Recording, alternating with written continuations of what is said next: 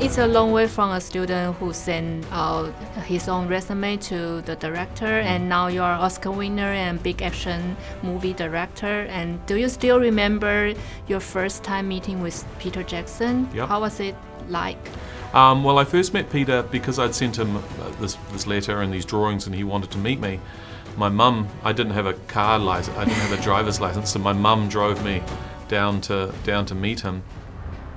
And you know, he had this small little house by the beach, by the water, and I remember going in there and meeting him. And my first. Did you do a lot of rehearsal before? No. I mean, it was interesting because I remember thinking, oh, you know, he's directed movies, he must be sort of, you know, rich and famous, and I was looking at all these big houses by the water, and then the houses got smaller and smaller, and there was this tiny little house, and it was Peter's house, and it was filled with movie books and models and sculptures and model airplanes. But the first thing I remember thinking is, this guy loves the Beatles. Had all these Beatles things, Beatles posters and Beatles things everywhere. So what did you guys talk about? Well, at that point, this was before his film Braindead, so we just talked about movies. I mean, he asked me what I wanted to do, and I said, I want to work in movies, and you know, he said he really liked my pictures. He showed me artwork from Ray Harryhausen and a lot of production design artwork that he had in magazines of what he was looking for, because he was working on a project back then that he needed some illustrations for. That film was never made, but one day he called me up and said, hey, we've got money for Braindead, would you like to be the storyboard artist? And I said yes. So he's got a good track record of dumping me in the deep end, or offering me things before I have, you know, before I'm ready. The first time I worked with, yeah, well, it was 20 years ago now, I think.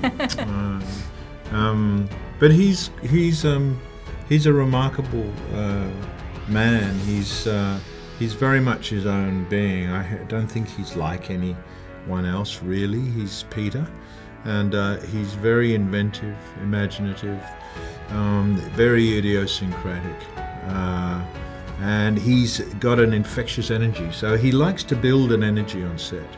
That he generates an energy with his infectious conversation about things, and he gets quite breathless and excited about ideas and trying this out and trying that out, and that's how he talks. And so everyone's sort of slightly off balance and wanting to put in and wanting to give more of their best, you know. I first met him when I was in Wellington about 10, 11 years ago, and the producer of Avatar came to my trailer and said, Peter's come to visit, Peter Jackson's come to visit, come and meet him. So I came out, and I was excited because I loved Peter, I love his films, you know. And we sat down, and it turns out we both were extremely interested and knew a certain amount about the Civil War.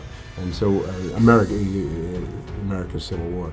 So we sat there for 20 or 30 minutes and just talked Civil War and everything, and that was sort of the basis of the relationship that I had. Liked him tremendously from that, and then, you know, lo and behold, some years later, get the call and come and work on this movie. What was the best part of working? What's the best part of working with Peter? Oh, careful, Peter. Make sure this is a well thought out answer. And he's a very generous answer too. Very flattering answer. A lot of pressure. He's a bit bonkers in the best possible way, and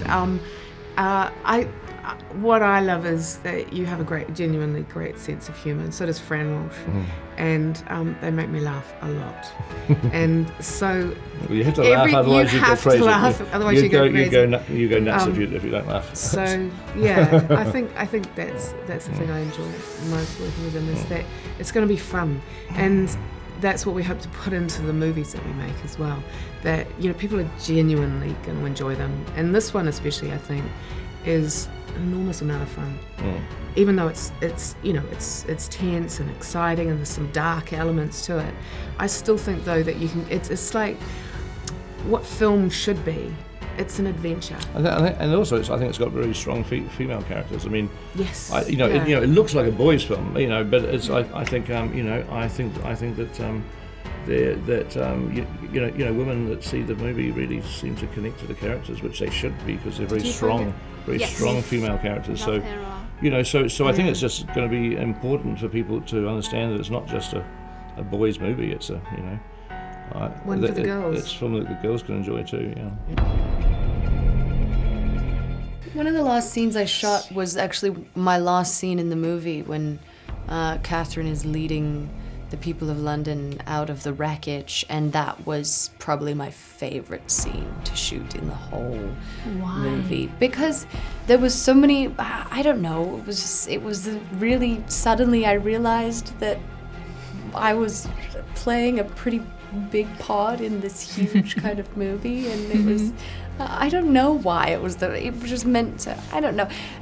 The other scenes were such a team effort, there was so many other people around and moving parts and stuff like that, and I don't know, that was like I just felt it was like about Catherine, and I don't know, I just felt I felt really special. I felt really special, and it was kind of exciting. How about you? The last, I've been just listening to you, but then trying to remember what. Well, I mean, if we're talking, because we went back and shot some stuff, so True, the last, there's a lot of reshoots. To talk about that was, the scene between myself and Layla in Tom's workshop, where he's in there, he's repurposing old tech, he turns a toaster into a DVD player somehow, powered by a rat. So that stuff that was my last stuff to do, and did you get emotional? I did.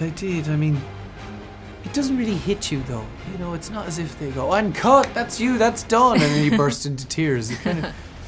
It's almost like when you go home and then you spend a few hours and you start to think logically about what you're gonna do next. You pack your bag and go to the airport, and then you sort of go, yeah, that's that kind of era. That's that thing come to an end, and it struck me at a period in transit. Sort of an odd period. For me, it's kind of emotional now, because each time we do something, we shoot the film and it's like, oh, I'll see you all at reshoots, and then you do reshoots. So it's like, I'll see you all when I'm doing ADR, and it's like you do ADR. It's like, I'll see you all when we come to the movie. We do the press tour. Now it's like, we're here. The really ending. Yeah, we're here and it's exciting, and then next week we have LA, but then it's like, I don't know when I'm going to see these people again. Sequel, baby. That's when we all come back together. Let's have a sequel just so that we can all hang out again. Please. Have a reunion. Please. Hi Taiwan. I really hope you enjoy our film Mortal Engines. It's an exciting new vision of the future with a human heart. Please go see it. Hi Taiwan. Hi Taiwan, come and see Mortal Engines. Don't miss it, you're gonna dig it. Should we do it now? Yeah. Hi Taiwan. Hi Taiwan. Don't miss it. I love that you were like, don't miss it. I'm like, please come and see our movie. You will regret it. No, you will love it. You will. I'm gonna live. Do it! Mortal Engines.